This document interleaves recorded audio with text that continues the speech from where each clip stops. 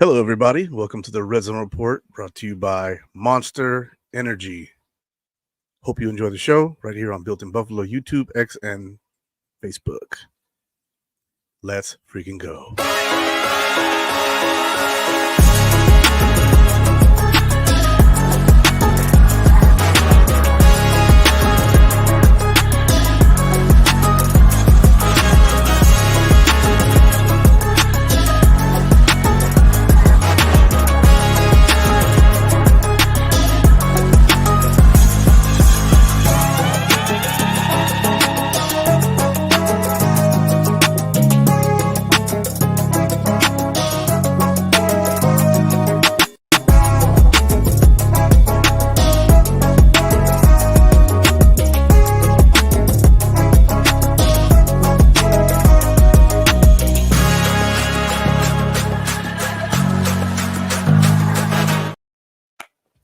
Let's go. The hell? It didn't finish. I'm doing it again.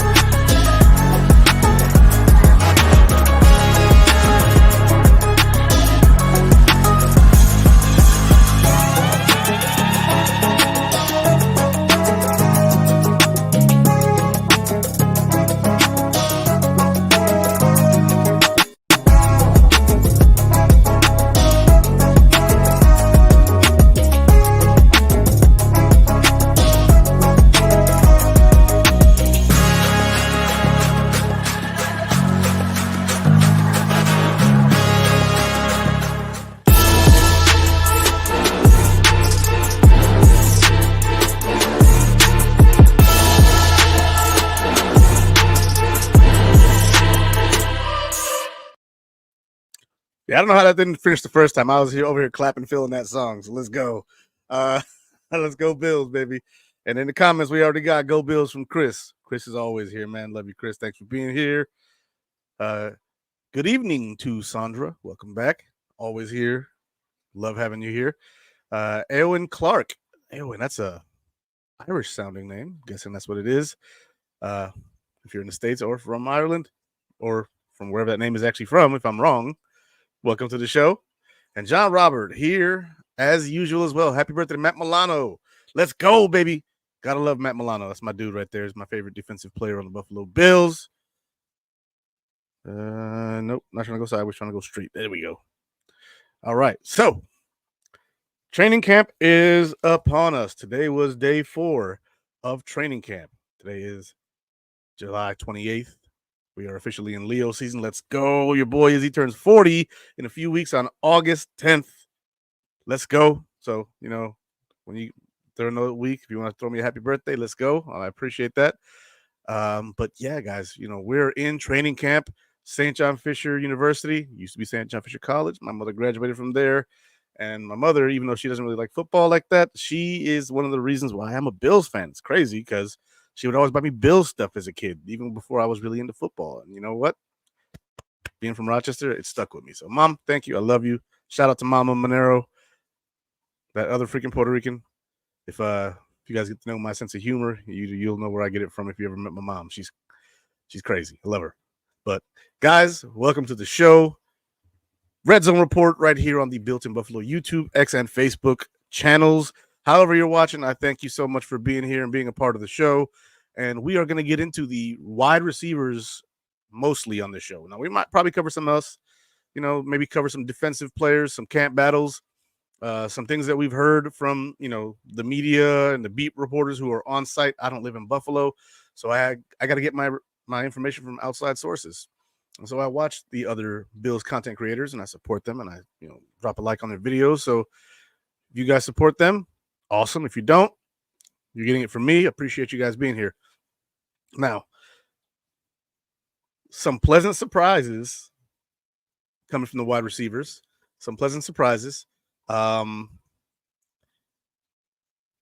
I'm here for it. And so I did a little slideshow, and the slideshow is just a picture of the wide receiver, and then I'm going to go into it. I'll be in the side over here when I do it, and these side things will be gone. But man, I cannot wait till the first preseason game so we can see some of these guys, because I think the receivers, since a lot of them weren't here before, are going to see some time in that preseason. I don't know if we'll see Josh Moore out there or not, but I would assume so. So, yeah, it's going to be great. It's going to be great to finally see these guys and enjoy what they're doing out there on the field, and be able to see like who's really making that noise, who's really going to make this team, who's really out here to make the Buffalo Bills a Super Bowl contender. Again, we got some pleasant surprises, and I love it. And so we're going to get into it right about now. So let's go ahead and take this down here, and let's boom talk about these gentlemen who are on the team, new, old, and indifferent. Pads come on tomorrow. I see the comment, Scott Blakely back in the house. Let's go. The blue and red is on Friday at 5:30 p.m. I won't be able to make it. I had tickets and I gave them away to a buddy of mine, Jacob Spears from Spear Bills Talk. He's a good young man who I talk to regularly, and I spoke to him today, and he was pretty hyped when I was able to get the tickets and then give them to him. You know, it's gonna be awesome. And he couldn't get tickets to training camp, even though I believe they're free. I said, well, the red and blue tickets, but I made sure to reach out and get him tickets, and then I transferred them over to him. I helped him sign up or help him figure out how to sign up for his Ticketmaster so that way he can receive them. And now he's on his way to the red and blue on August 2nd. So I'm happy for him. The in pads, heck yeah, I can't wait. Wonderful. Hey, the team is going to be wonderful, and I just hope to be a good person. So let's go. Keon for Rookie of the Year. Look, I hope so. He wouldn't be the first, second round wide receiver to be Rookie of the Year, but he's got some competition. He's got the Roma Dunze's out there. He's got the Malik Neighbors out there. He's got, Marvin Harrison Jr. out there. He's got some guys out there who are going to be competing for Rookie of the Year along with him, along with wide receivers, quarterbacks like Caleb Williams. We'll see what happens, but I think he's got a good chance, especially if he turns out the way I think he's gonna. The Bills training for the choke job. Oh, cool story, bro. Welcome to the show. Must be a Dolphins fan or something, because I keep hearing that from them as if they won a playoff game in the last 24 years. But, I digress. What's up, my Buffalo brothers and sisters? Welcome back, Joey Hatch. Love having you here. And Mr. Marco Antonio, you go ahead and stick around. Camp underway. Things are getting going, and it's exciting. Football is just all around the corner. Yes, right. That's right. 12th Man Mafia in the house. Let's go. Marco's back in here. Allen with more receptions than Super Bowl trophies. Yeah, that's every quarterback ever. It's a silly point to try and make. Oh. Oh, Jesus. Wow. All right, here we go. We're getting into this. Keon Coleman. So I typed these up earlier today. I was doing my research and watching videos and reading articles. And so Keon Coleman in camp has been stepping up. The rookie's been stepping up big. TDs in the red zone drill, toe taps on the sideline, and bodying corners. He may be the number one wide receiver by the start of the season. And he has exclusively worked with Josh Allen and the first team offense. And he has been impressive. He's been going up and over DBs. He's been making tiptoe catches on the sidelines like Gabe Davis, except he's been catching almost everything thrown his way. I think he had one drop, and it was on like a straight up position drill, and he dropped one there. But everything else he's caught. Haven't heard a bad thing about him except for that one drop, and it was really early. I think it was day one in camp. And so Keon Coleman is out here showing out, doing, what he's doing, and I'm happy for him, like I'm glad, because Keon Coleman is showing us that he's putting in that work. And when he was asked about, hey, you and Josh Allen have incredible chemistry, how is that a thing? Like, how are you so knowledgeable of the playbook thus far? How are you doing so well already? And he had a very simple answer for why he knows the playbook so well and why he knows, the reads so well. And his answer was, I study. So for anybody who thought that his playful nature meant that he wasn't serious, You are dead wrong. Keon Coleman is dead serious about his career. Keon Coleman is here to shine and to win a Super Bowl. He's here to help this team win a Super Bowl. He's on a rookie contract, so he's not going to cost as much until his 5th year. I'm excited for this young man right here. This man right here, prior to the season, many people were like, keep this guy off my team. Keep him off my team. Do you know what? He's proving the doubters wrong in camp thus far. Let's keep it to that. In camp thus far. Camp is one thing. Practice is one thing.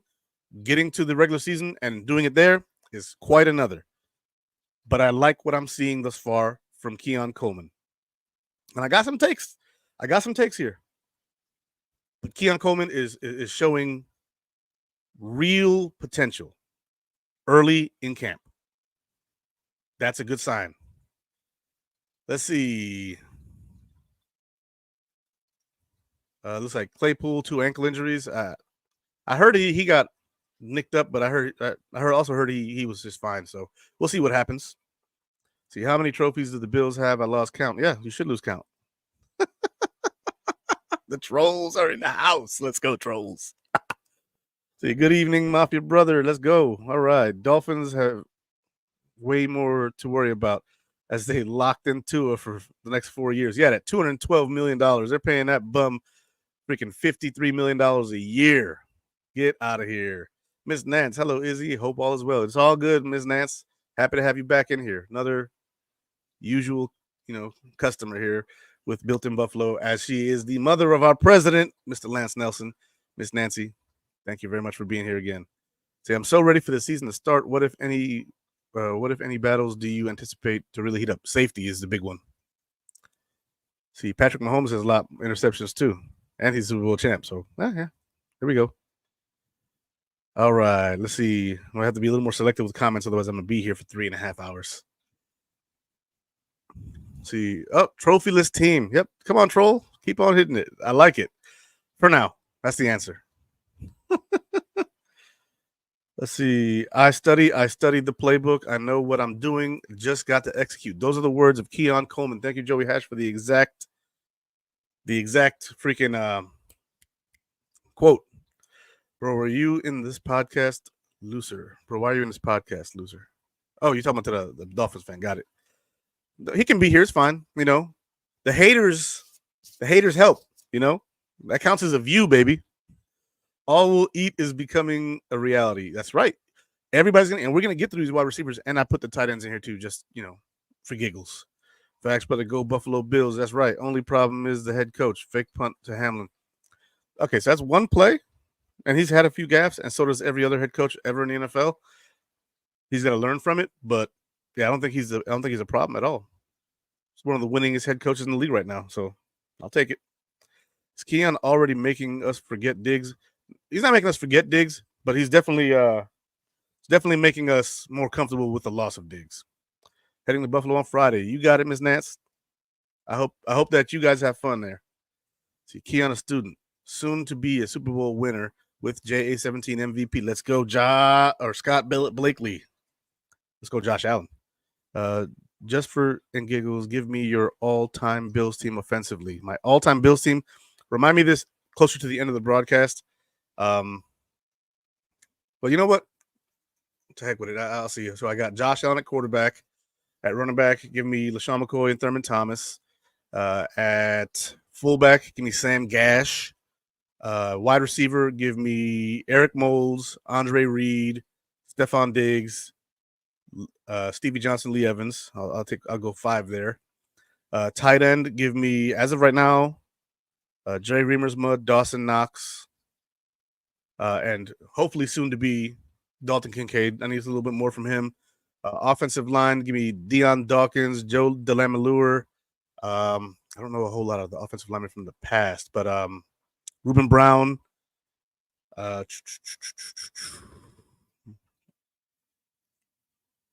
Man. Yeah, I'm going to have to stick with that as of right now. But as of right now, that's the list. Can't remember that many offensive linemen. They're all blown through my head, but we've had so many bad ones that they're kind of clouding my mind, like Miller and freaking Ford, and those guys are clouding my head. See, Coleman is the youngest wide receiver from all of the rookies. This just turned 21, 6'4", 220 pounds, and has amazing high ceiling. So I wouldn't worry about Coleman. I'm not worried about him one bit. What up, Junie? Eric Wood. There we go. That's another one. Eric Wood. Andy Levitri is another guy I really like, but he only played for us for 4 years. Thanks for reminding me, saying Eric Wood, because that reminded me of Andy Levitri taking the same draft. See, DeMar Hamlin played the first team again. Yeah, I think they're alternating them every practice. So it was Hamlin, then it was Edwards, then it was Bishop. Now it's Hamlin again. So it looks like they're going 1, 2, 3, 1, 2, 3, 1, 2, 3. We'll see. But Richie Incognitos and Dawkins, yet they're on the list for offensive lineman. I thought I said Dawkins, but I might have been wrong. But Pete Metzelaars, yeah, he's another good tight end of all time. So I'll go that Riemersma, Metzelaars, and Dawson Knox for now. All right, so moving on to the next wide receiver on the list, because this will take forever if I don't. Curtis Samuel. Now, Curtis Samuel, interesting. Very interesting. Because I think that he's one of the sneaky signings this year. Right? And people must have forgot what he did in Carolina when he had like 850 yards receiving, and then he had like another 200 yards on 40 carries. He had 5 yards a carry as a wide receiver on end arounds, coming out of the backfield, whatever trick plays ended up in rushing yards. He was productive under Joe Brady and Teddy Bridgewater, and he hasn't played with a quality quarterback since Teddy Bridgewater, and Teddy Bridgewater being a quality quarterback is a bit of a reach. I think he was good. I think that the knee injury really stifled his career, and I think that Teddy Bridgewater really could have been something had he not blown his ACL that one year.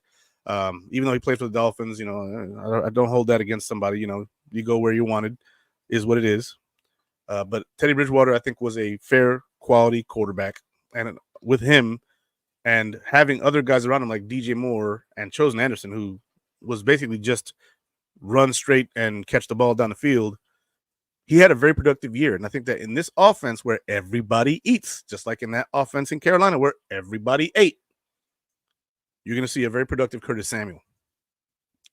So I'm going to put up what I typed up about him now, and that is that Curtis Samuel, day one was kind of quiet for him, right? The first day of training camp was kind of quiet for him, but he picked it up on Friday and was the top wide receiver targeted that day. I believe it was Friday.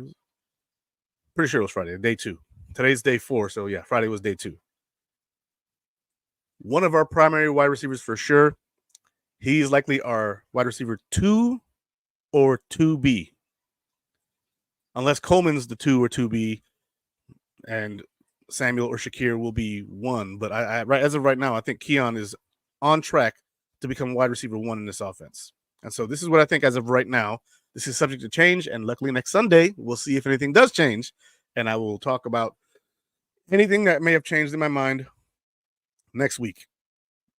Dario Perez. Samuel has had 60 to 65 catches and 800-plus yards the last 3 years with average or below average QBs. So what do you think he will do with JA-17? I think that he is going to be excellent with Josh Allen. With 4.3 speed, yeah. There was a catch he made. 25 yards on the field on a crosser, and no one could keep up with him. And that's saying a lot, because now with a quarterback like Josh Allen, who can zip it in there, if no one can keep up with him, he can zip it in there before he gets to the sideline, and he can turn up field. He's going to have a lot more opportunities to turn up field in this offense. And so I think that Curtis Samuel is really going to have that potential. See, I think he's a downgrade of Diggs, and Coleman is an upgrade of Davis. I could agree with that. I think that our wide receiver core this year is going to be way more well-rounded, because last year our wide receiver was really heavy with talent at the top with Diggs, Davis, and Shakir, and then everybody else was kind of garbage. I mean, I think everybody would agree that after those 3, Sherfield, pretty garbage the whole year. That Dolphins game was excellent. Thank you for that. Sherfield, that was a game-winning, or a TD that put us in position to win that game. And same thing with Deontay Hardy. Thank you for that punt return. But overall, very quiet throughout the whole season. They weren't very good in this scheme. under Brady and under Dorsey. So if you got guys who are on this team that weren't good under either one of the offensive coordinators, you got to move on. And so what do? Diggs' production dropped when Brady left. So what do? You get rid of Diggs, you trade him away, you get something for him before he's too old to get nothing for him, and you bring in a younger guy who has produced under the current offensive coordinator, a la Curtis Samuel. Now, Diggs is a better overall wide receiver than Curtis Samuel. Yes, he is. Anybody who thinks otherwise, you're failing yourself. However, in this scheme, I think Curtis Samuel is a better fit for this team. And I don't think that's too far of a reach. I think that's pretty accurate. I think it's pretty accurate. Joe Brady will use Samuel all over the place. He will. He's going to be everywhere. And that's one thing that Joe Brady said about wide receiver in this scheme. It's positionless. And we'll discuss that a little bit more later too. But yeah, I really like the signing, especially now, of Curtis Samuel, because Curtis Samuel is a guy who has produced in this scheme. He knows this scheme. He didn't have to come in here and learn the whole playbook. He had to learn little things that Joe Brady's picked up along the way since Carolina. But overall, he knows the terminology. He knows exactly where to be, what to do when he's there, and he knows what to do when the ball is in his hands. Yards after contact is pretty good with this kid. So I really do enjoy Curtis Samuel. I hope that he gets used properly. And I'm 99% sure he will be. I'm pretty sure he's going to have another 800-plus yard season. He's going to score touchdowns for the Bills. He's going to be out there doing the work that is needed to be done to get us to the Super Bowl. I cannot wait. He's going to play a lot like Debo for San Fran. And it's crazy because, they both have that Samuel last name, even though, one went to South Carolina or did Debo go to South Carolina or did he go to Ole Miss? DK Metcalf went to South Carolina. A.J. Brown went to South Carolina. I'm pretty sure Debo went to South Carolina because DK and A.J. were the ones who were at Ole Miss with Dawson Knox. Curtis Samuel ran 4.3 140. Yes, sir. Yes, sir. And so the next wide receiver on the list, we all know him. We all love him. He had a quiet rookie year, but his second year, he started to take off. He is a team player. He does not care what his contribution is as long as he's contributing to a victory, and that is Khalil Shakir. This man caught nearly everything thrown his way last year with an 87% completion percentage when targeted. That is one of the highest in the NFL last year, if not the highest. I've heard both of those, and I'm not going to say the highest because if I'm wrong about that, then I'm wrong, and I don't want to be wrong. So it is what it is. But Khalil Shakir, some of the surest hands we've seen, and in camp, they have stated that as well. And so here's what I've heard from the beat writers summarized. We are getting what most expected. Good routes, good hands, and steady Eddie. He's likely the 2A, 2B with Curtis Samuel. He's a guy you'll see on the outside, you'll see on the slot. If we run trips, him and Curtis Samuel will be in the slot often enough. And he's been a guy who has proven himself to deserve a higher, not pitch count, not snap count, but target share. He's earned a higher target share by being as, productive as he was last year and progressing throughout the season. He's done what he needs to do. And so the next comment that I'm going to pull up, which is Dario Perez. Thank you for being here, Dario. He straight up outperformed Diggs the last 6 or 7 games. That's true. The last 6 or 7 games, he had half the targets, but he had more yards. He put up more yards and more touchdowns in those last 6 or 7 games. I believe Diggs had 1 and Shakir had 2. And then he outperformed Diggs in the playoffs too, which Diggs has never really performed in the playoffs for us. In Minnesota, he had that Minneapolis Miracle, which was awesome. But the man had half the targets and more production. My man, Robbie, comes in here from 716 Sports. Hi, Izzy. I'm here. Go Bills. Welcome back to the show, Robbie. Happy to have you. Happy to have you as always. I think Shakir is going to be a big integral part of this offense, And that's for all these guys who I'm talking about. These top 3 or 4 guys, they're going to be big parts of this offense. And I think that, barring injuries, it's going to be impressive. I think it's going to be very impressive. Generally speaking, our wide receivers, we don't get a lot of wide receiver injuries. Every now and then you get like a nicked up Gabe with an ankle or Diggs, but they weren't never too injured to play. Never too injured to play. So now, Khalil Shakir.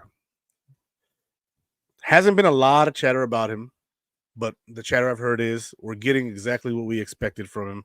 I'm very happy with it. Dario comes back, similar size to Diggs, and faster, better hands, younger. We are more than good. I don't know about better hands, but he does have hands that appear to be on par now. Diggs had some really good years when it came to catches.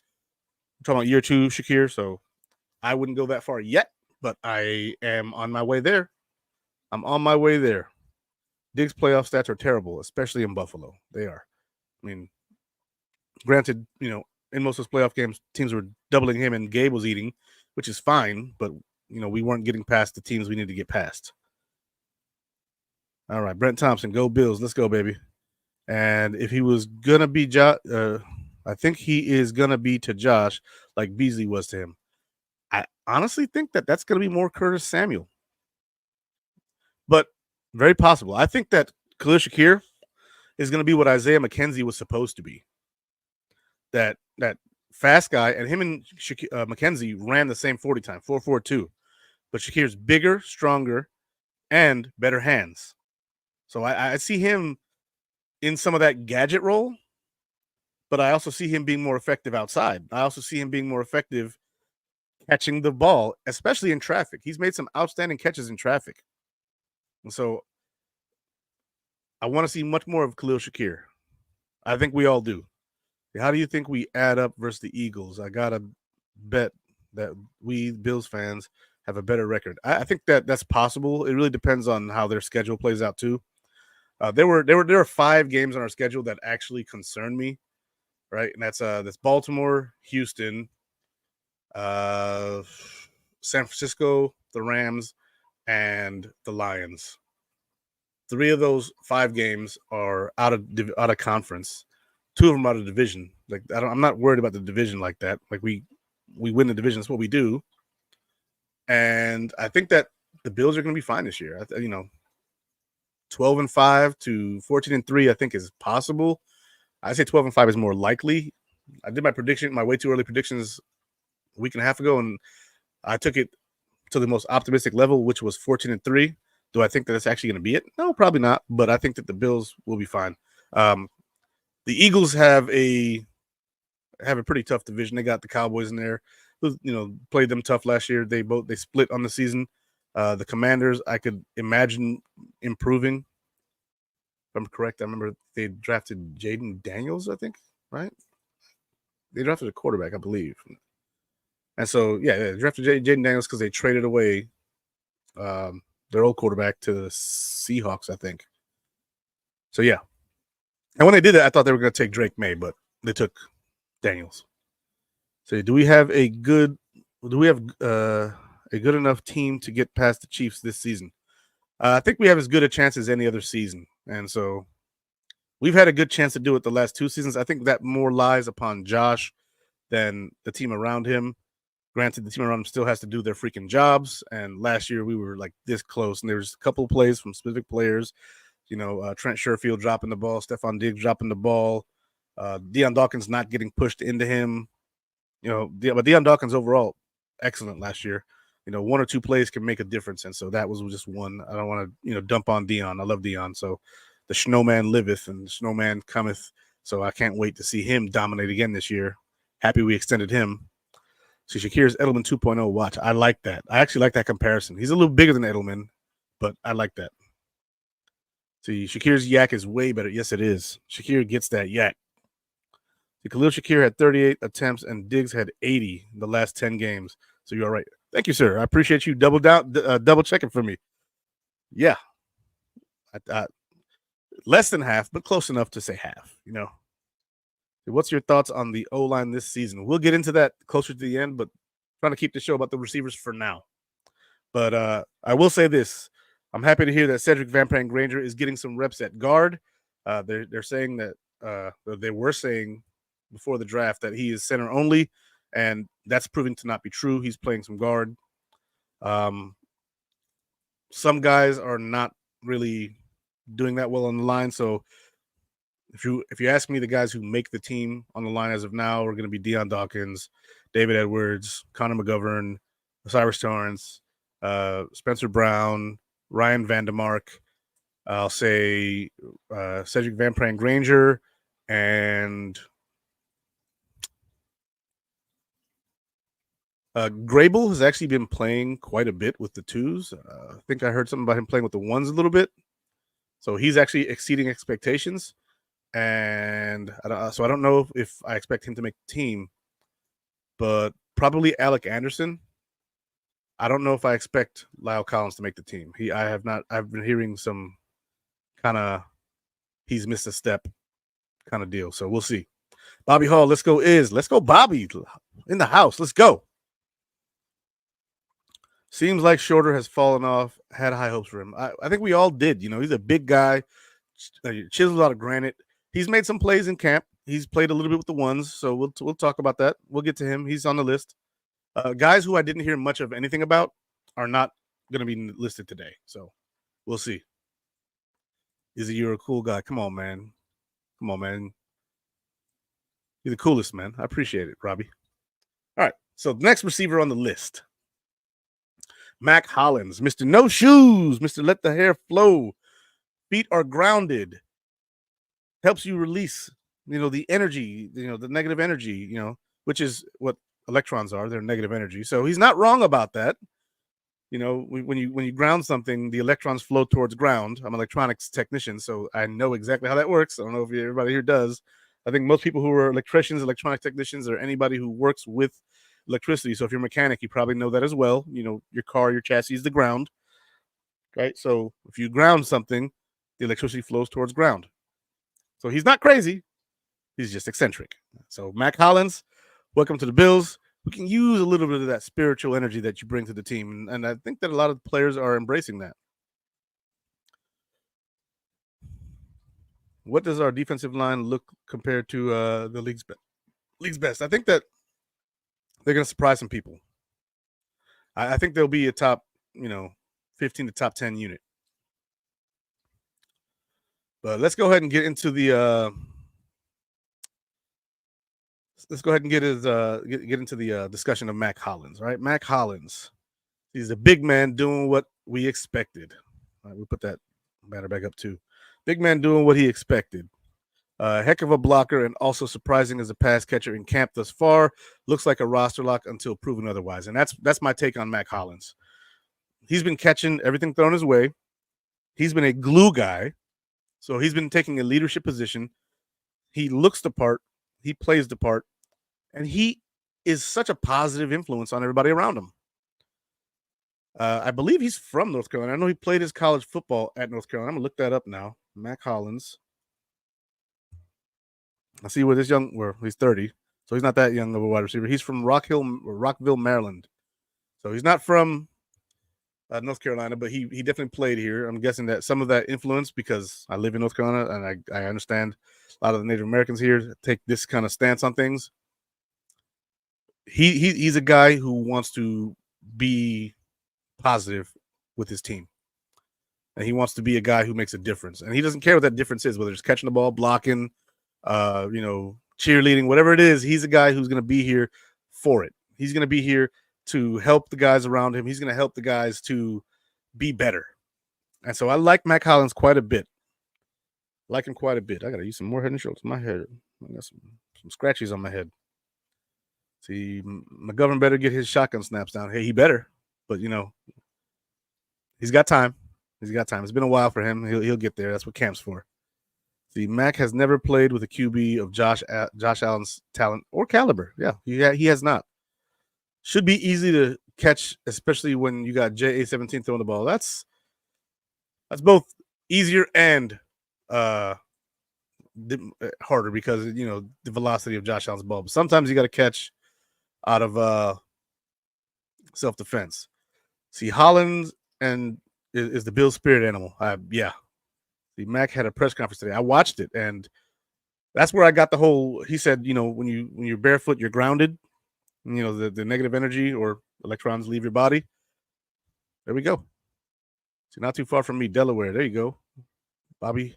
Hey, I'm in North Carolina. I'm down close to what used to be Fort Bragg, is now Fort Liberty. I hate the new name, but it is what it is.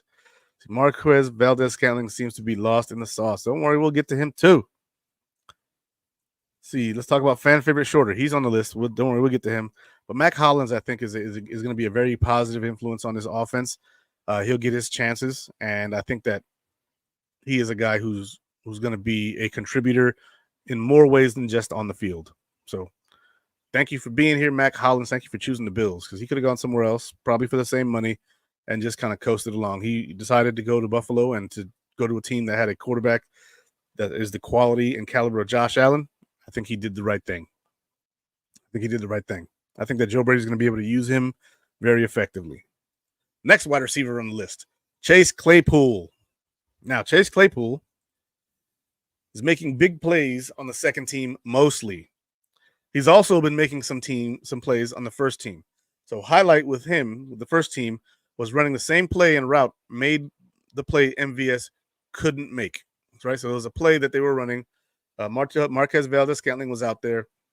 I believe it was a post corner, and he couldn't connect with Josh Allen. So he took a seat. Chase Claypool goes out there and makes that play.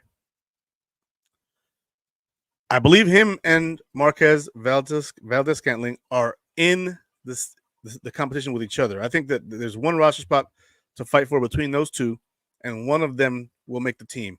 And in my humble opinion, I think that Chase Claypool is in better position to make the team than Marquez Valdez-Scantling. I think that Chase Claypool is a guy who is hungry because he fell off, but he's still young enough to recover from the fall.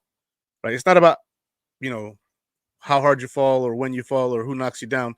It's about you getting up off your ass and putting in the work to get back in the game, to get back in the fight, to get back in the fold, and to get back on a team. Chase Claypool is a guy who's done that so far in camp, in mini camp, and in training camp thus far. He's made some plays. He's had a good connection with Mitchell Trubisky, which is not totally shocking because he did start with him back in Pittsburgh 2 years ago when Trubisky first got there. And, we'll see what happens here. I actually do like Chase Claypool. My brother-in-law just left from North Carolina from seeing his kids. Awesome, man. Awesome. I hope he had a good time with his babies. See, Claypool makes last roster spot on wide receiver depth chart. MVS is out. I think the same. As of right now, that's what I think too. It's early in camp, so that could change. But as of right now, Claypool is doing his thing. See, Claypool got to stay healthy. I think putting on pads is going to help him tremendously. I don't think he's really been hurt that much. I think he had like a lower leg injury early, but it wasn't not early in Buffalo. But I think, in Buffalo right now, he's got like an ankle contusion or something like that. But overall, he's been healthy for most of his career. I'd rather have Claypool, you and I both. So glad Trubisky is our backup. You and I both, because I think he fits the Josh Allen mold way better than Kyle Allen and way better than Matt Barkley. I think he's probably the most like our starter, and I think that's important. You want to be able to have a guy who can run the same offense. So I think that if something happens to Josh, we have 3 or 4 games that Josh is missing, then Josh's seat will be kept warm and in good hands. Coleman 6'4", Hollins 6'4", MVS 6'4", Shorter 6'4". Shorter's actually 6'5".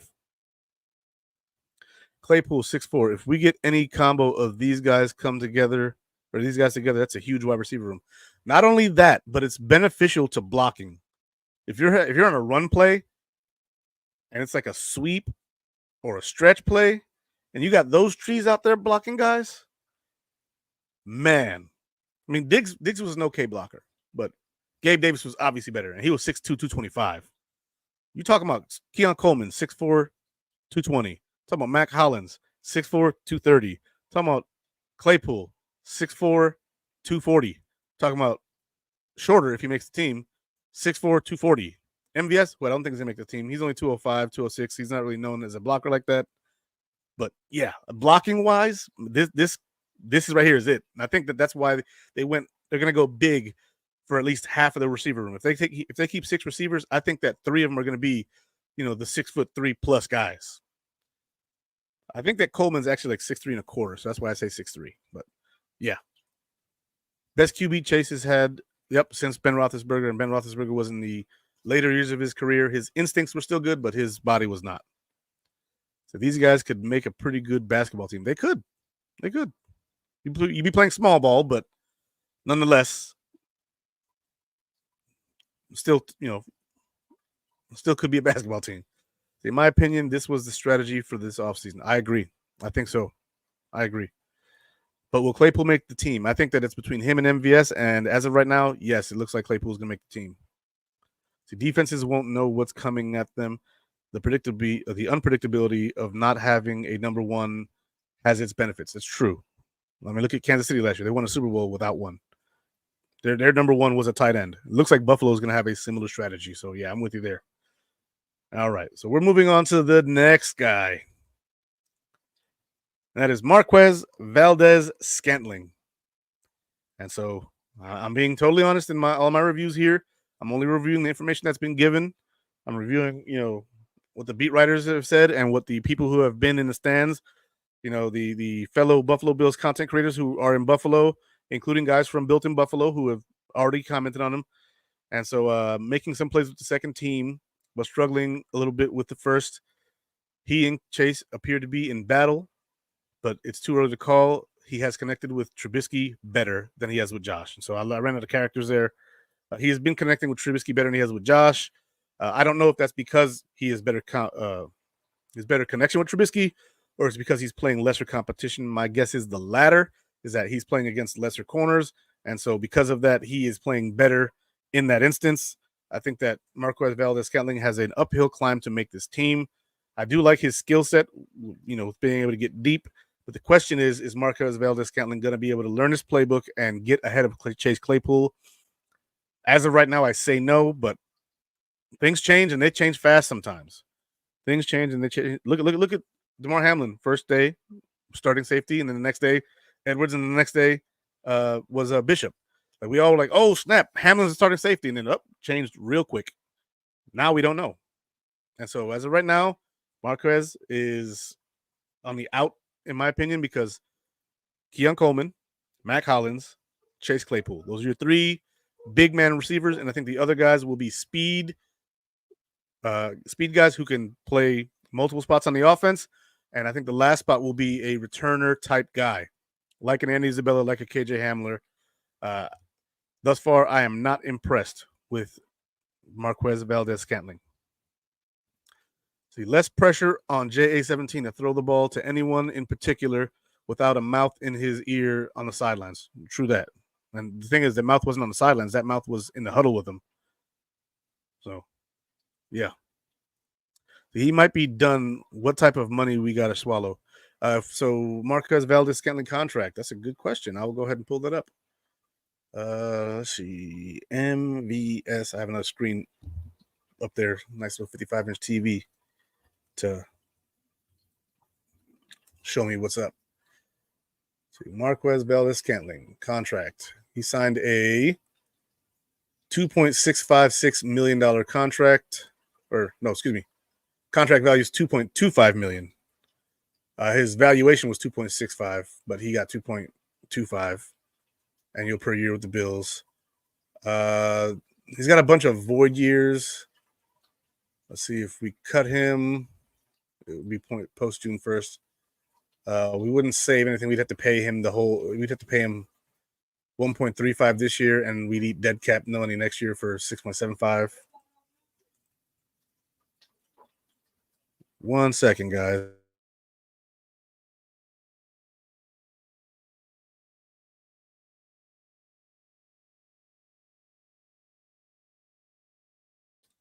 All right, I'm back.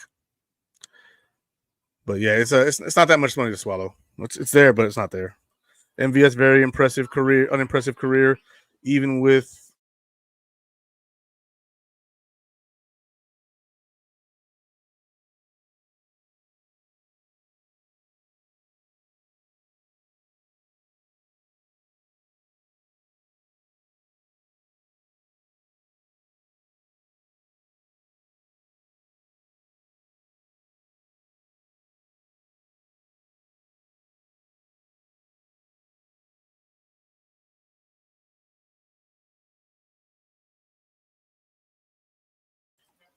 All right, sorry about that, guys.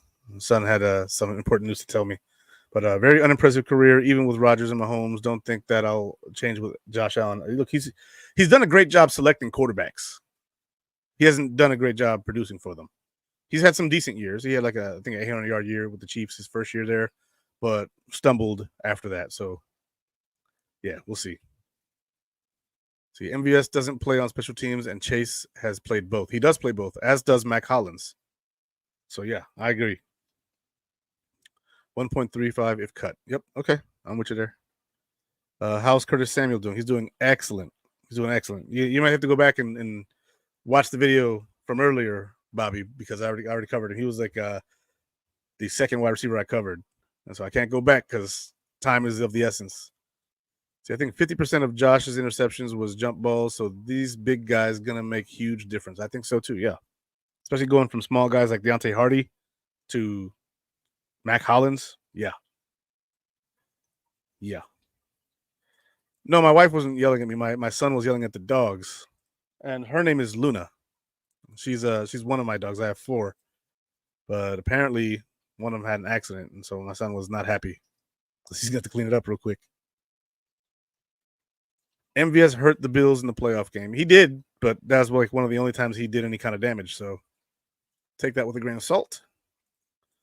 But next wide receiver, Tyrell Shavers. Now, we haven't heard a lot about him, but we've heard some decent stuff.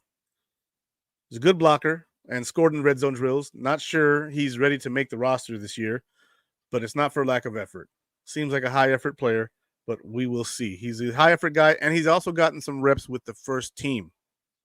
And he's produced in reps with the first team, unlike Marquez Valdez-Scantling. Tyrell Shavers has done more with the first team in this training camp than has Marquez Valdez-Scantling. I'm not saying that I think that he gives him a better shot to make it, but yeah, he's a guy who is gonna have to deal with potentially not making it because of Chase Claypool. But if he comes back on the practice squad and something happens to a Chase Claypool, or if something happens to Mack Hollins, or if something happens to Keon Coleman, you have another big 6'4" guy on the practice squad who can come in and take over for that one big guy who fell. I really like Tyrell Shavers for the practice squad. If he can win a job in camp and the preseason, cool. But he's going to have to beat out Chase Claypool. He's going to have to climb the ladder. And so I do like him over MVS as well so far because he's actually been productive. He's actually gone out there and done the freaking job. Tyrell Shavers has grown every year.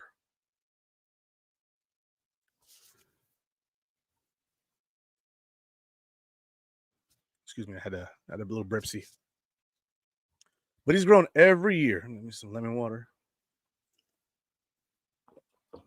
And I think that should not be something that's looked down upon. He's a receiver who has been here, and I expect to see a lot of him in the preseason. He's going to have to prove his way onto the roster, but I have been impressed, especially for where he started and where he's gotten. See, Shavers plays special teams in college also. Yes, he plays it. He's played it in the NFL, when he's been called up. So I like Tyrell Shavers. I'm praying that we can get him on the practice squad, but someone might try and scoop him up like they did Isaiah Hodgins. He gives me a lot of that vibe. Just, I think he's a little faster, but let's go. So I bet you $500 Allen makes the 53. All right. Nope, not taking that bet. All right. So we're going to go ahead and see. I think he makes the 53-man roster because Chase Poole seems to get banged up every practice. We'll see what happens. If that's the case and he beats out Chase Claypool, then I think he also beats out MVS, and we'll see how that goes. But I don't see that as of right now. But we'll see what happens. So the next wide receiver on the list is KJ Hamler. KJ Hamler. So he's made some plays and has worked with the first team. He's purely a speed option, though. He's that fast guy who is going to, get you some first downs. But he can score some touchdowns too if he gets wide open, which is possible. But he's an Isaiah McKenzie type. I think he's got better hands than Isaiah McKenzie. He's faster than Isaiah McKenzie, but he gets hurt a lot. And he could make the roster as a wide receiver 6 or 7 if we go with 7. But I believe that wide receiver 7 spot, because again, it is Coleman, Samuel, Shakir. That's 6'4", 6 foot, 6 foot. You go down and get a rung. Mack Hollins, Chase Claypool, or MVS, or Shavers. Your last guy is going to be another guy who can play special teams, either as a return man or as a teamer. And KJ Hamler has a good shot at that 6th or 7th spot. KJ Hamler is a return man. KJ Hamler ran a really fast 40. As I'm seeing in the comments, 4.27. He is a punt and kick returner. And when I watched him in Denver, I remember when he flipped out. I'm pretty sure it was him. Flipped out on Russell Wilson. When Russell Wilson had his first year there, and it all fell apart. And Nathaniel Hackett was their head coach. He was wide open in the back of the end zone, and Russell Wilson went somewhere else. And he ripped off his helmet, and he was pissed. He was so hot. He was so mad at Russell Wilson. He looked like he wanted to fight him. Because like you're messing with his career. I'm wide open. We lost the game, and this touchdown would have won us the game or tied it. And you threw it into traffic when I'm back here wide open. His afro was just poof. And his face was so angry. But I understand why. And I think that he has the potential to make a big difference if he can stay healthy. And I think that he is potentially the perfect return man for us. Him and Isabella are really competing for that, probably. I haven't heard anything about Isabella yet, so I'm assuming Hamler has he's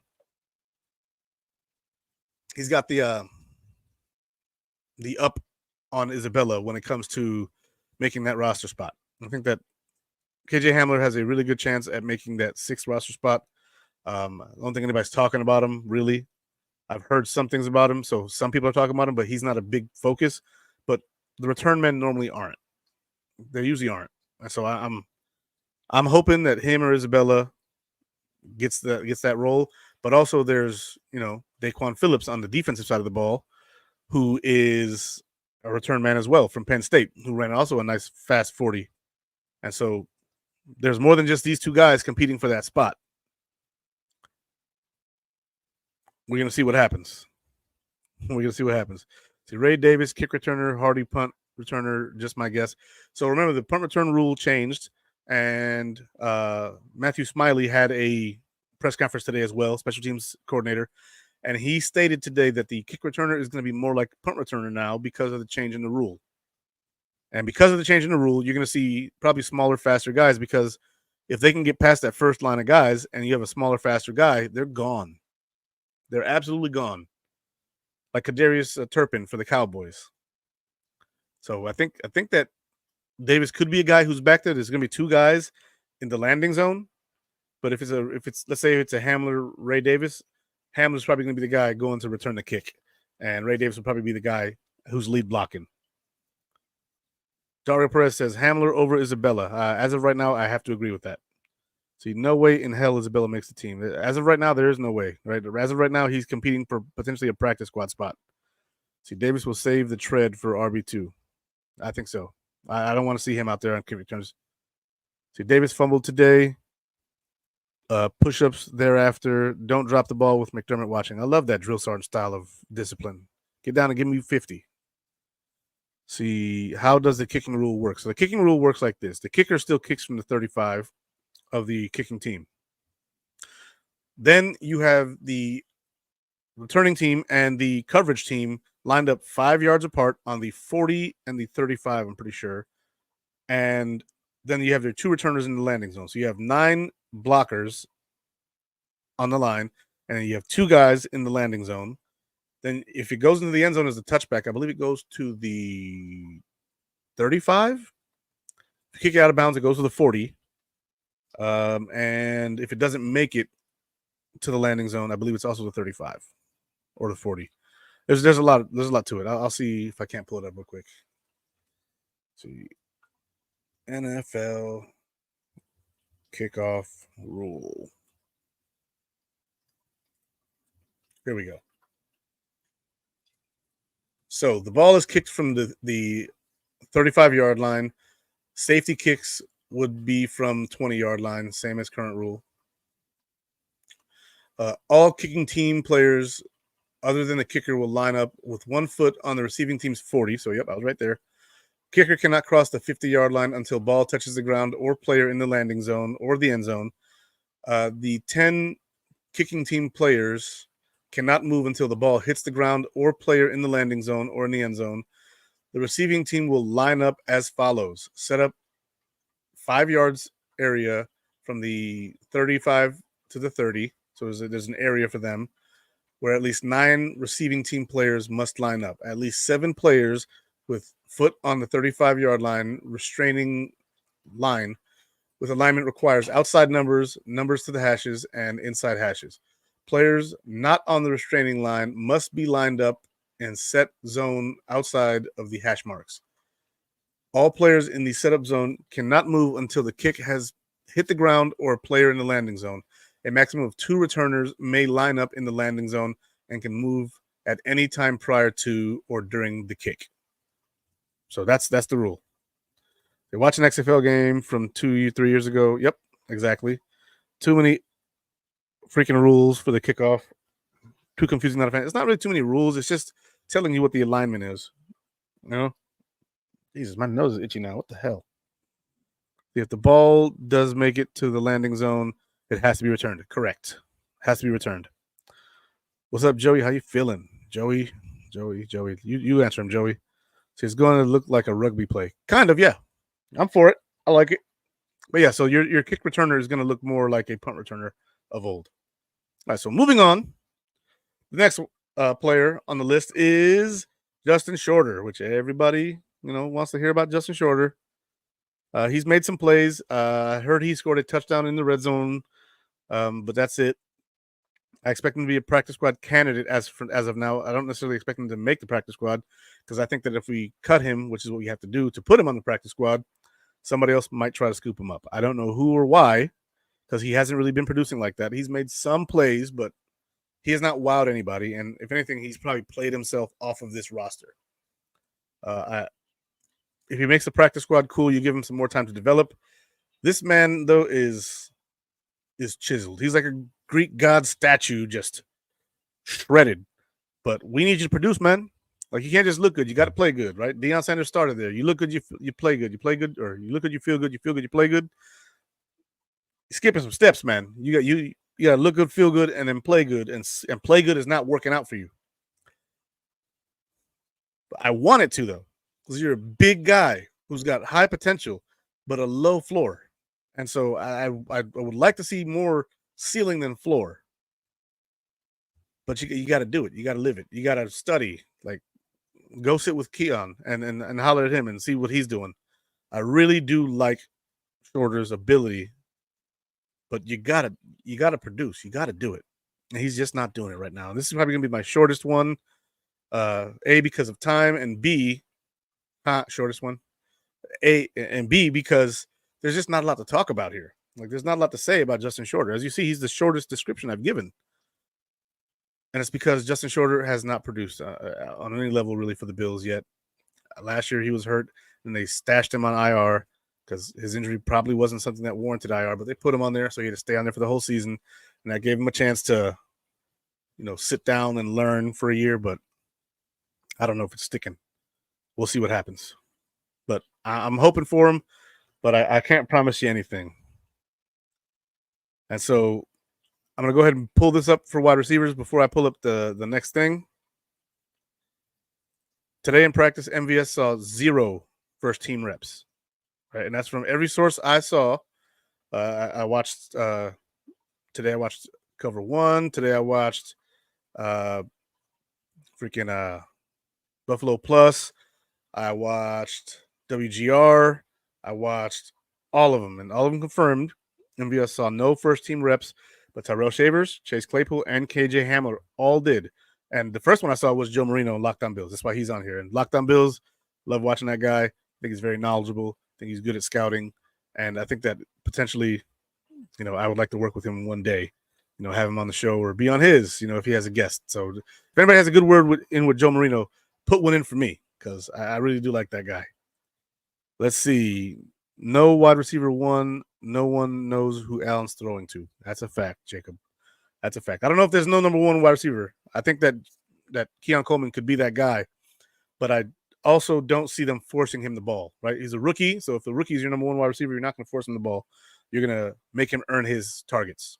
And that's actually kind of brilliant to me because that's kind of how Sean McDermott wants to operate anyway. He wants you to earn all your targets, and I think that if you raise up your number one receiver from rookie status to know that he's going to have to earn every target, he's going to earn every target. He's going to go out there and do it. Now, we've gotten through all of the wide receivers. Excuse me. Jesus. I'm hungry. I haven't eaten since breakfast, so I think that's why I'm like this, but trying to eat less, I'll get some of this izzy gut to go away. But the next guy we're going to talk about, obviously, Dalton Kincaid, tight end extraordinaire. I don't have a long description for him because there's not a lot to say. He's doing exactly what we think he's going to do. He catches everything thrown his way. Clearly seems to be taking a leap this year. He's going to be taking a big step this year, most likely the most targeted player on this team. He has the most targets of any player that's currently on the roster that played for us last year with 90, I believe it was. And he's only going to get better. I'm really happy with the things I've heard about him.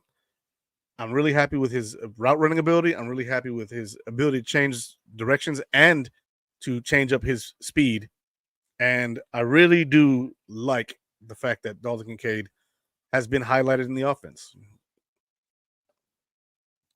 Justin Shorter could be a trade candidate. Okay, yeah. And Jeff B says, waste of a draft pick. So disappointed in him. He's a fifth-round pick, like once you get to the fifth round, you hope that they can stick, but you just never know. See, what's the chances we go 20-0? Highly unlikely.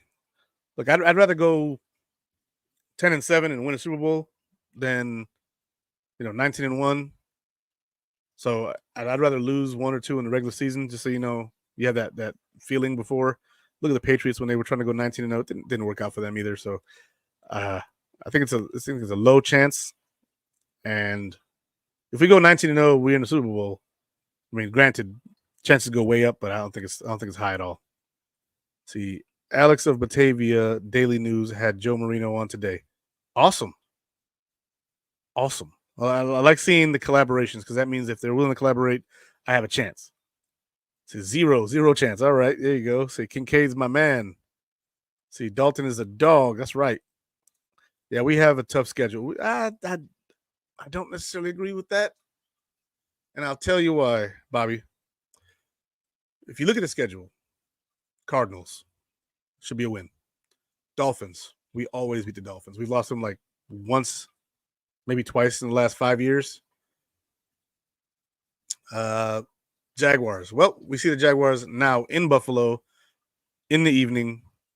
I don't think it's a problem for us this year. I think that the Jaguars are going to be dealt with.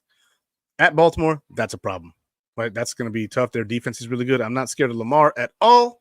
Our defense knows how to deal with him. Sean McDermott knows how to deal with him. It's going to be a low-scoring game, I think. I had us losing the game in my record prediction, but that could be a win. That game could go either way. Houston, that's a problem. They're a good up-and-coming team. Don't know what that's going to do. So that's 3 teams I believe that we should beat, 2 teams that we will have trouble with. The Jets. I don't see us having too much trouble with the Jets this year. Not Bobby Ravitch, but Joe Brady is our coordinator. Last year, under Dorsey, it was a freaking mess.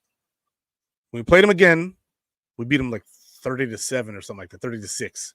We mollywopped them. It wasn't close. All right. And so if Aaron Rodgers is what he is, then we'll see. But yeah, I'm not sure. Hang on, I wasn't done yet. We go to the Titans, or we host the Titans. We should win that game. At Seattle, that's a tough one, but I think we should beat them. Geno Smith has not been the same since his offensive coordinator left for Tampa last year, and then he made Baker Mayfield look great, and then now he's the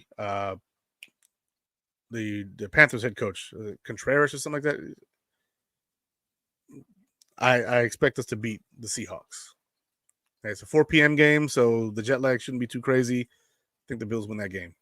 Play the Dolphins again. Again, we always beat the Dolphins, and this time they're coming to Buffalo. We serve them up twice again this year. At the Colts, depends on what Anthony Richardson does, but I'm not really worried about the Colts. The Chiefs, we've beaten them 3 years in a row in the regular season. The problem is the playoffs. Is a tough game, though. That's when that could give us a problem. So I'd say there's 6 games that could give us a problem. 3 in the AFC, 3 in the NFC. Bye week. We play the Niners. We haven't lost after a bye week since Sean McDermott took over. Should be a win, but could be a loss. It is in Buffalo. They are a West Coast team leaving the West Coast to come to the East Coast. They always have a hard time with that. West Coast teams come to the East Coast. And then in Buffalo, in December, after the bye week, enough said. Like all those factors leading Buffalo's way. See, then we have the Rams. I think that's one that we lose. We go to the Rams. Same thing, East Coast team going to West Coast. That's a tough one. And if Stafford's healthy and those receivers are healthy, Cooper Kupp and Puka Nacua, it's going to be a problem. Then we have at the Lions. That's a tough one, too. We could win or lose that game. Jared Goff has been improving recently. Amon-Ra St. Brown, excellent. That tight end that they just drafted, freaking Sam Laporta, excellent. And their defense has been improving. Like Jack Campbell, Branch, that D-line, like they're a problem. And then the last 3 games, I think we win those last 3 games. We got the Patriots, the Jets, and the Patriots. I'm not worried about any of those. We might even like drop one if our record is good enough to where we don't need to leave in that last game and we already have the number 1 seed locked up. Cool. And if we don't, then we play it and we try and get a better seed. But I don't think that's going to be something that's too crazy. So again, I have the Bills going somewhere between 12-5 and 14-3. I'm in that range. All right. So you're saying there's a chance? No. No, I'm not. But Dalton Kincaid's doing exactly what we expect him to do. I'm eating right after this. Jesus. Last guy, Dawson freaking Knox. So he appears to be fully recovered, guys. He's making plays out there. He's having an excellent camp. He's catching balls down the middle. He's playing inline mostly. I think you'll see some of him out the backfield as well. He's going to move around, but I think Kincaid will be moving around far more because Kincaid can play inline. He can play the F. He can play the X. He can play the Y. He can play at the backfield. You'll see Kincaid move around more, but Dawson Knox will be more your traditional inline tight end. He'll be some in the backfield, and on occasional, you'll see him in the slot. But Kincaid will be the guy you see move around much more. Him and Kincaid have looked excellent. Dawson Knox and Kincaid have looked excellent throughout camp. And I think that you're going to love what you see out of these 2 tight end sets under Joe Brady, unlike what we saw under Ken Dorsey. I think Knox, as Roy Collins says, needs to stay healthy. That's true. Last year he broke his wrist, which isn't really something that I would say is much of a worry this year. If he tore his ACL, I'd be very worried. But because it was it was a broken wrist, I broke my wrist and I was fine after 3 months. He should be fine by now. And last year, towards the end of the season, he looked a lot better. He wasn't used as much. He was used more sparingly because he just come back from the broken wrist. But I think that this year he's going to have something to prove. I think he's going to have something to prove, and he's going to be happy to prove it. He's going to be happy to prove it. Now, we're going to go ahead and, boom, remove that. Get my pretty smiling face back on the screen. I ain't pretty, I know. You ain't got to tell me. I ain't pretty, I know. So now we've discussed all the receivers, and I'll go over some camp battles that I'm hearing about. And the big one is safety. Right? The Taylor Rapp seems to have locked up that safety room. He seems to have taken over as the de facto leader of the safety room. When Poyer and Hyde left, he stepped up big, and he's decided that he's going to be the man in the safety room. Again, Taylor Rapp seems to have locked up that safety room. And since he's locked up that safety room, the guy next to him is the conversation. Damar Hamlin, Mike Edwards, and Cole Bishop have all gone and started at safety since then. And now, after a press conference, during a press conference, McDermott said that it's a difficult defense to understand. That's why he brought in veterans in Jordan Poyer and Micah Hyde when he did. And now he's got a rookie who's going to have to learn on the fly, but he's going to have packages where he's in there because he still can use his skill set that he's bringing from college, especially blitzing. And so that second safety is where this conversation is going. I'm hoping that the rookie wins because that means that we get more production out of a guy that we invested more into. But I also wouldn't be mad if Hamlin or Edwards wins it. I want the best man to win it, but I would hope that the best man is our rookie. That's where I stand. Now, defensive tackle is going to be another sleepy one, right? It's going to be another one that we sleep on a little bit. You know, you have your top two guys, Daquan Jones and Oliver. They're guaranteed. Dwayne Carter's not going anywhere. He's a third-round pick. It's after that, right? Who's our second one technique? It's probably going to be Austin Johnson, who we got from the Chargers, who didn't play very well last year, but it's understandable. He was on the Chargers. That team was abysmal. I'm doubting that their spirits were very high, right? Why would they be? They were getting thrashed. They fired their head coach in the season. And I don't know. I just wasn't impressed with them at all. I'm pulling up the Buffalo Bills depth chart on ESPN right now because the Bills don't have one up yet. You know, they don't put one up until they, go preseason. And so defensive tackle, Ed Oliver, Daquan Jones, Austin Johnson, and Dwayne Carter. And that's how I thought. Then third team, Eli Yonku, Deshaun Williams, and then Branson Dean, who I know nothing about. Oh, no, he's there. So Branson Dean's out there as a fourth team defensive tackle. If we keep 4, Deshaun Williams might be on his way out. But if we keep 5, Deshaun Williams is a guy you can see, who's that fifth guy, that Puna Ford, who doesn't, get activated on game days unless something happens to Ed Oliver or to Austin Johnson, Dwayne Carter. If one of those guys is down, then you'll see a Deshaun Williams in there. Let's see. When's your next roster projection? I'll probably do it closer towards the end of camp. Like I want to get through camp before I do another one of those. See, Punters is one that's in competition right now. I heard that Jake Browning has been doing some holding now.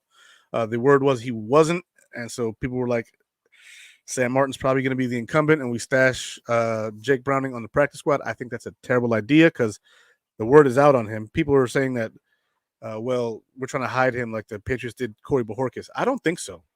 I think the word on Jack Browning is out there. I think that Jack Browning is a guy who potentially could win that punter spot.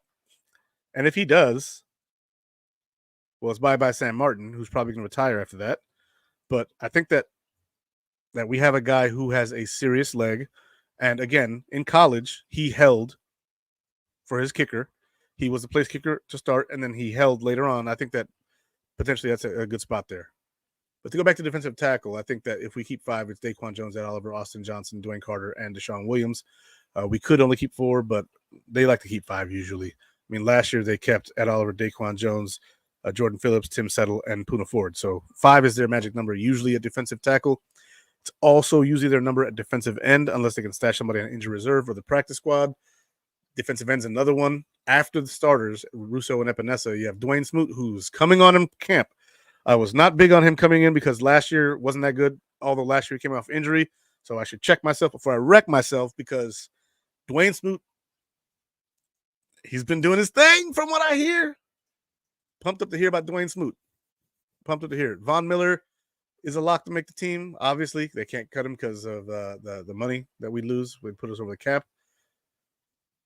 But Dwayne Smoot, he may have won himself that fourth defensive end, that strong side defensive end. I'd say the last spot, if we keep 5, is between Toohill. Well, it's obviously between Toohill, Klein, Jonathan, and Solomon. But I think that Kingsley Jonathan, who made the roster last year, his roster spot might be in trouble. I love the guy, though. He went to Syracuse, my guy there. But Casey Toohill is a big motor guy, just like him. So those two guys are in direct competition, I think. Javon Solomon, they may try and stash on the practice squad. But it's going to be hard because he had 16 sacks in college. It's going to be hard to stash him. So he could be the de facto number 5 defensive end that we keep. And Cameron Klein, we've been able to keep on the practice squad. So it's going to be hard. It's going to be hard. But we'll see what happens. We'll see what happens. Another camp battle is going to be on the offensive line, right? You have 4 of them set, right? Osiris Torrance, Spencer Brown, Connor McGovern, Deion Dawkins. But that left guard spot, David Edwards is the de facto starter right now. But you have Alec Anderson, right? You have other guys like Tylen Grable, and you have Cedric Van Granger, who can probably play both guard and center, fighting for that spot. So that's going to be a contested spot, even though I think that David Edwards has the edge on that. Those are the other camp battles, really. Linebacker, I think, is pretty cut and dry. Milano, Toro Bernard, and Dorian Williams are your guaranteed guys to make the roster. After that, I have Deion Jones, Nicholas Moreau fighting for a spot. Those 2 guys are going to be fighting for like the veteran after spot, that AJ Klein spot. And then I think Adefuan Ulafosio is going to be given every opportunity to make this roster. So he was smart to get rid of Morris. Which Morris? You're going to have to tell me. Oh, Mitch Morse. Mitch Morse. Remember, it's Morse, not Morris. Morse, Jacob. Like Morse code. I think so because we saved a bunch of money, and saving a bunch of money like that, we were able to go and get some other guys to help out, like the Edwards is. We were able to re-sign Taylor Rapp. Like that money really helped this roster out. And he's only got 2-3 years left in his NFL career. Sometimes it's smarter to cut ties. And he even knew before. He was like, look, if they decide that they're going to let me go, then I understand. It's a money thing, not a me thing. And he's right. Like if he was getting paid less, we definitely would have kept him. But it is what it is. See, I think playing a tough schedule will keep the team more focused and together. Perfect recipe for everyone eats mentality. Just when I agree with that right there. I missed that comment, but I'm glad that I saw it. Let's see what else. Is there any other positions that I think? Corner is one that's interesting, right? Because you have Christian Benford and Rasul Douglas as your incumbents, but Kyer Elam's getting a lot of first team reps and he's playing very well. But after that, with Marcus Ingram, Kenai H. Lovely, and Kyron Brown, all competing for that 5th cornerback spot or 4th cornerback spot. And then you have Taron Johnson and Daquan Hardy competing, or not competing, but being your nickel guys. Daquan Hardy being in direct competition probably with Cam Lewis, who's a safety / nickel. They're not giving him a real position, according to Bobby Babbage Jr. So that's a spot that could be, really under fire. So we'll see what happens, guys. But guys, this has been my show. I appreciate you guys being here. Training camp has been so interesting and enlightening, and I'm happy to be able to talk to you guys about it. Do we have an emergency QB? Yes, Shane Bussell is our emergency QB. But yes. I love the phrase "everybody eats" because it's a team, not a one-man show. Never has been, but it felt like it could be at sometimes. And yeah, I'm glad that's it. See, when your GM puts the team in cap hell, unfortunately, you have to release starting caliber players to create cap space. That's both true and necessary, right? Every team goes through that. It happens. You build a team, you're trying to compete for a Super Bowl. You either succeed or you fail. Most teams fail. And you fall back a little bit and you rebuild. You rebuild back the spots where you had to get rid of guys. So you got rid of Diggs, you got rid of Davis, you got rid of Morse, you got rid of Tre'Davious White, you got rid of Micah Hyde, you got rid of Jordan Poyer, you got rid of those defensive linemen who weren't doing so well. You get rid of players who feel like dead weight, and sometimes guys who are starting caliber, and you bring in new guys who are not. My man John Roberts says Corey Couch is competing too. I don't know much about him. I haven't heard much about him, but if he is, then good luck to him. If he does win the job, hey, awesome. I'm not biased towards one player or another. I'm biased towards the Bills. I'm biased towards the Mafia. Let's go, baby. But yeah, Corey Couch, if he's competing too and he's doing a good job, I wouldn't be mad if he makes the team over anybody, just as long as he earns the spot. That's my thing. Is like this. I love this coaching staff and I love this general manager because they're about making you earn it. And so that's where I'm at with that. And so this is the end of the show. And you guys got me to talk a little bit more. But it is Go Bills. It is Go Bills Mafia. I'm excited about training camp. I cannot wait till next week so I can go through more of it. Cannot wait till my birthday, watch the first preseason game from the nice comfort of my man cave here. And I don't know who's doing post game for the preseason, but could be me. I don't mind doing post game on my birthday. So we'll see what happens, guys. It's Go Bills. I love you. God bless you. Enjoy that outro.